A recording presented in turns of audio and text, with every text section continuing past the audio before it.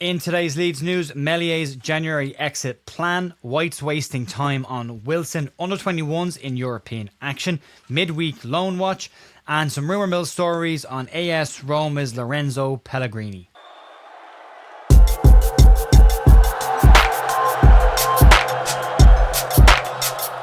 Morning folks, welcome back to the Leeds View for Thursday the 25th of September with your Leeds United news. I hope your week is going really well. We're about to start getting into all the action for weekend's football. We have the press conference today from Daniel Farke for the game against Bournemouth. We will have a reaction to that press conference and summary of it over on bigup.com as soon as that one finishes. Also, a lot going on tonight. The Bournemouth match preview will be out tonight if you want to check that out. That should be out. We'll be live about 6 p.m. tonight, and then at 6:30 it's back over onto bigup.com to cover the Leeds United under-21s in European action. We'll get to that in a couple of minutes, but you can follow us over there if you want to check out any of that. And outside of that, we've got a bit of news to get stuck into, and we'll start with Meslier's January exit plan. There's plenty of reports on Meslier's Leeds United future today, and as we know, Lucas Perry is expected to miss out on this weekend if reports are to be believed. So his immediate plan will likely be with the Leeds United squad come this Saturday. But reports circulating today say that Leeds will try and sell Meslier this January in order to not miss out on bringing in some sort of a transfer fee before the end of the season. But at this point, it is said that all the cards are very much in Meslier's hands. Leeds managing director Robbie Evans said after the transfer window closed that it was better for everyone involved that stay put. We now know that those comments related to the fact that Lucas Perry had picked up an injury before the window had closed. But what that does mean is it's financially hamstrung Leeds with a player who does offer 100% PSR profit. Sources today suggest that Leeds are looking for a nominal fee in January to try and move the keeper on and potentially just covering the remainder of his existing contract. Leeds were rumoured to be asking for about £5 million during the summer, but no offers that matched Leeds' valuations came in, and you'd imagine, given the interested clubs are now said to be in France, Spain and Italy, that Meslier could just sit out his contract, negotiate a free deal in January and move away at the club at the end of the season. Now, he would give up some bonuses from a Leeds perspective, but he might make more money in terms of wages by doing that as well. Reports in Italy today suggest that Inter Milan are still very much interested in him, have him on a short list, but they see him as a replacement for Jan Sommer on a free transfer in the upcoming summer transfer window. Former side Lorient are still said to be keeping an eye on the situation of the goalkeeper, and they are credited with putting in some level of an offer over the course of the summer. It wasn't acceptable to the parties involved at that time. Valencia are also another club that are said to be keeping an eye on Meslier, but similar situation to Inter Milan. They are happy to sit and wait until the summer, negotiate a free transfer deal in January, get a pre-contract done, and then bring the player in once the season is over. So at this point, the whole situation is very much of Leeds' own making over the last 2 years of either not locking Meslier down to a slightly longer contract or, unfortunately, letting it get to a situation where they've replaced the goalkeeper and haven't been able to sell him in the process as well. And as I say, some level of the fee would be nice. Meslier can do what he wants. He can look after himself, and you can't hold that against the player. He could go down the route of Trent Alexander-Arnold, knowing he's leaving on a free, and could help to negotiate some sort of a small fee to at least give the club something before he heads out the door away from the club, which is likely to happen at the end of the season. If it happens earlier than that, Leeds might get a few quid for it. Outside of that, it will be a situation where Leeds have let this one wind down, and unfortunately could end up with absolutely nothing for it. Let's move on and talk about Harry Wilson, some developments in the situation around him. Harry Wilson's name could be about to be scrubbed off Leeds United's potential January shopping list, and as we know, Leeds did want to sign him at the end of the transfer window. They didn't get him. The player is said to have some level of interest in coming to Leeds United as well. Fulham at the time were said to have told Leeds the player was not for sale. That information was apparently given to Leeds about mid-afternoon on deadline day, and Leeds side, for what it's worth, have said that they just don't know what happened. Well, they might know a little bit more once this piece is finished. Reports today suggest that Fulham boss Marco Silva is determined to keep Harry Wilson at the club, and Leeds are said to be wasting their time in pursuing the Fulham wide man. Silva is said to be confident about the winger staying at the club, and with a new deal said to be on the table, which would likely write off any chance of a move to West Yorkshire for Wilson. Speaking on the player and the topic, Marco Silva had the following to say. He's not a player who was with me just 1 month, 2 months or 2 years.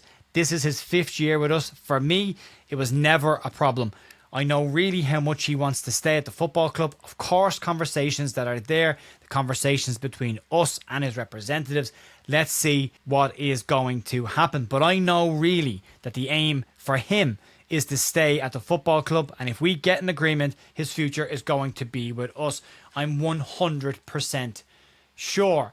100% sure is an incredibly confident and big statement to make by any manager in this sport. But it may now be a case that Leeds have lost out on another right-sided creative player. I might give some credence to reports that Leeds are looking elsewhere at this moment in time, but there is still a need for a right-sided creative player come January, and Leeds will have to look elsewhere. The injuries to Dan James and Willie Gnonto still show that Leeds United will still need some level of cover and a decent level of cover from a creative perspective in that position before the January transfer window closes. The report finishes by saying that Leeds will now likely walk away from this. I think they probably already have. I think if you listen to what Marco Silva is saying during that piece, he said that this was never a problem for him, and he knows how much the player wanted to stay at the football club, which likely means that their comments towards Leeds on deadline day about the player not being for sale stand up an awful lot stronger than Leeds' claim of, well, we didn't know what happened, but we thought we had an agreement in place. It doesn't appear to be that case at all. But as of right now, it looks like Harry Wilson will be very much staying at Fulham, and Leeds will have to look elsewhere come January. On the comments as well, some people pointed out yesterday that Leeds have said that they're not doing any business in January. It's not exactly what Leeds said. What Leeds said was they wanted to get the business done in the summer to avoid having to do any business in the January window. Leeds obviously didn't get everything they needed to get done. Daniel Farke has talked about it at length. We'll see how many times he mentions it today. So they will have to go back in January and try and get a couple done. But they didn't exactly say they wouldn't go after players. They said they would like to avoid it if possible. That might not be possible. Let's move on and talk about the under-21s in European action. Leeds under-21s will take to the pitch tonight to test themselves against some strong European opponents. Leeds kick off their Premier League International Cup tonight against Sporting Lisbon's B side, and the game will take place at 7 p.m. at the LNER Community Stadium. It is also available on LUTV, and we will be doing a watch along over on bigup.com at about 6:30 tonight. If you'd like to go there, the game, as I say, is at the LNER Community Stadium. Tickets are available for that, and you can pop down for the 7 p.m. kickoff.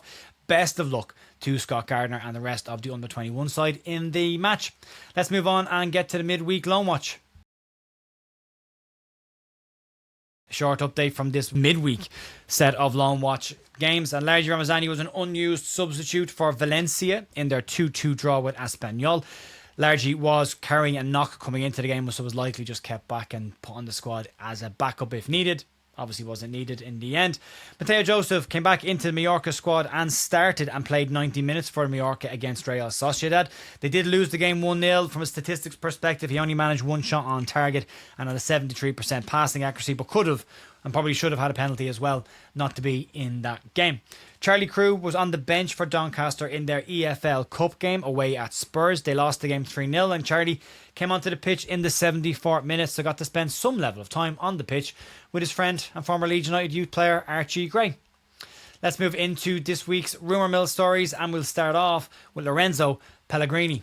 According to reports from AS Roma Live in Italy, they claim that Leeds are looking at Roma's Lorenzo Pellegrini, who has been linked with an exit from the club this summer, but did play and did score against Lazio in the derby last weekend.